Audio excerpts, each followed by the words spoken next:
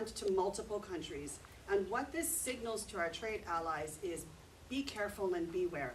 Because the last thing anyone wants to see, especially Asian countries and Asian people, is a dishonorment and a disrespect of people being literally carted out in chains on public television, on videos that's streaming right back home.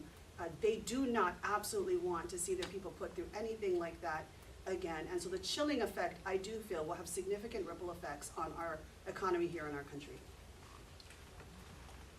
So as a Korean American, I've obviously taken an intense interest in the raid in Georgia on the LG Hyundai plant. But I also was able to visit Korea a few months ago on a congressional delegation trip. And even back then, I'll tell you that every time a tourist, whether Korean or not, was held up by ICE, whenever someone was mistreated, back then you may remember that the Trump administration was trying to deport students in this country who had misdemeanors, jaywalking, minor offenses, who were here on student visas. All of them were Asian American. I think there were like 150 in the University of California system alone. All of this, as you might imagine, was making front page news in the Korean newspapers. People were hyper aware of that.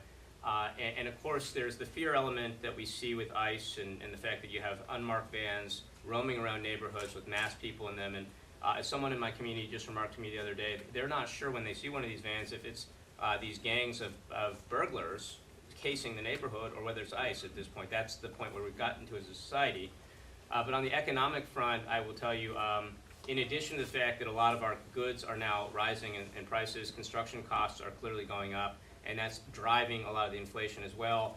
We're seeing a huge drop in tourism right now. We're seeing a drop in students coming to this country. I'm told, I represent the University of California, Irvine, and the number of foreign PhD students has immediately dropped to something close to zero. These are the best and brightest minds who are doing cancer research, aviation, leading technology companies. And of course, you all know that over half of the unicorn companies, billion-dollar plus startups in this country, were started by immigrants. We are losing that pipeline right now because of the ICE raids, coupled with the huge cuts to research funding. We are seeing a drop in tourism. I met with the South Asian Hotel Owners Association just yesterday, and one of them, in addition to owning hotels in my district, also owns some in the area where the raids in Georgia had happened. And he told me that overnight, that night, 20% of their bookings were canceled when that news leaked out. We are seeing drops in tourism reported. I was talking to my local Huntington Beach Chamber of Commerce. They are reporting something like a 10 to 15% drop right now in foreign tourism. And everybody's concerned in California, in Southern California, that the World Cup and Olympics, which were supposed to be huge draws for our local economy, are going to see really muted tourism because of the fears of ICE right now. So those effects really are aggregating, and in a district that relies heavily on tourism, relies heavily on really smart minds building new companies, we're seeing just a ton of impacts to our jobs. Hotels are closing down. We're seeing a lot of tourism-related businesses suffering. And of course, we're very worried about the next generation of innovation companies that are not going to come out of our universities because of these policies. I want to thank Grace Mang and Dave Min and Joe Takuda for their great work in pushing back against the reckless raid at the Hyundai plant in Georgia. Based on public reporting, a number of these workers had legitimate B-1 visas that allow them to work in the United States. And there is a gray area because the B-1 visa allows you, for example, to basically help put in Korean machinery that they need to operate these plants. Well, does that mean you can tell someone how to do it, but you can't yourself actually touch that piece of equipment and put it in?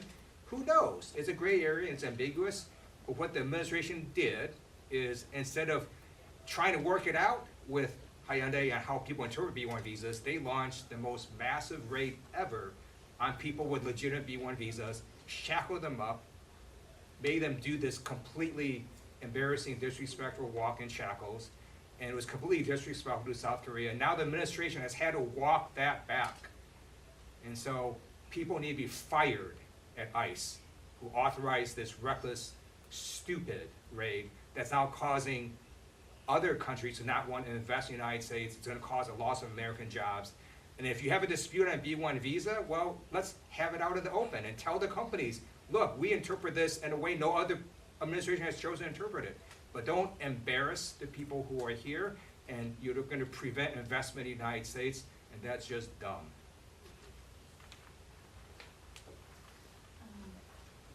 Your colleague Adam Smith says he'll likely go to China this month, and President Trump is expected to call President Xi tomorrow. And since so many Asian American businesses import from China, is there any sort of message or action that you would like to see either from Smith or Trump in terms of engaging Beijing?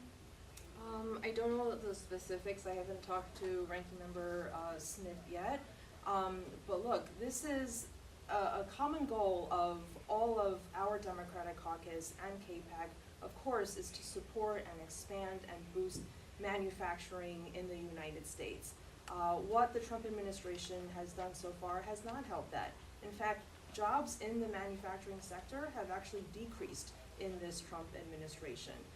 So as he is going over there to talk about making sure that America has the upper hand, we must make sure here in the United States that there is not a target put on the backs of Chinese Americans or Asian Americans. The rhetoric that we use coming out of those talks and afterwards is very important as well.